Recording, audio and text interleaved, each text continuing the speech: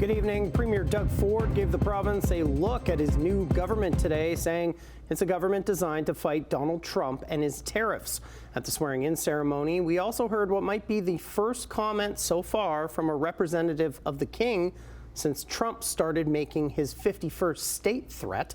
Al Sweeney is covering the story for us and joins us live in studio with the latest. Al. Matt, King Charles has been noticeably silent about Donald Trump's threats against Canada and the 51st state idea. Buckingham Palace says he doesn't get involved in politics. But Ontario Lieutenant-Governor Edith Dumont, the King's representative in the province, delivered a strong defense of Canada today and the need to preserve it as a country. Following Premier Ford's overwhelming election victory last month, MPPs were sworn in and Ford and his cabinet ministers took the oath of office. I, Doug Ford, swear that I will duly and faithfully.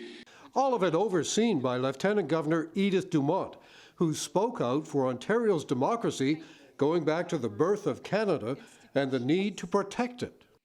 Premier Ford, new and returning members of the cabinet, the oaths you are about to swear affirm your solemn dedication to preserving this stability and this strength. The King has not commented publicly on Trump's attacks on Canada, although he met this week with Prime Minister Carney. But his Lieutenant Governor in Ontario says Canadians can have pride in their country and it will survive. Ontarians and Canadians are facing many challenges. And we also know that we have always proved we have the resilience to prevail. There is no doubt that we will emerge even stronger. Here's my problem with Canada. Canada was meant to be the 51st state. Premier Ford says Trump is one of the greatest threats Ontario has ever faced. It's no exaggeration to say Ontario is facing one of the most pressing and significant challenges in the history of our province. Ford has put together a cabinet of 37 ministers, the same size as before and the largest in Ontario history. There are only a few changes.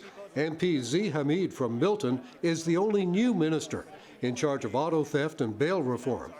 High-profile Minister Paul Calandra moves from municipal affairs and housing to education. Lecce stays on as Minister of Energy, Bethlyn Falvey is Finance, and Sylvia Jones is still Health Minister and Deputy Premier.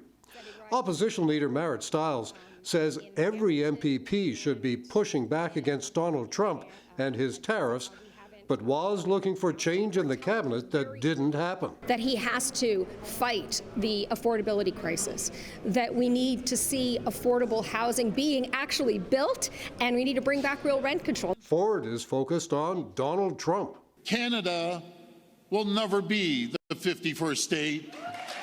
Canada is not for sale. So there were suggestions that Ford would appoint a minister especially to deal with Trump and his tariffs. That didn't happen. Ford has been leading that fight and is keeping the job of Intergovernmental Affairs Minister for himself.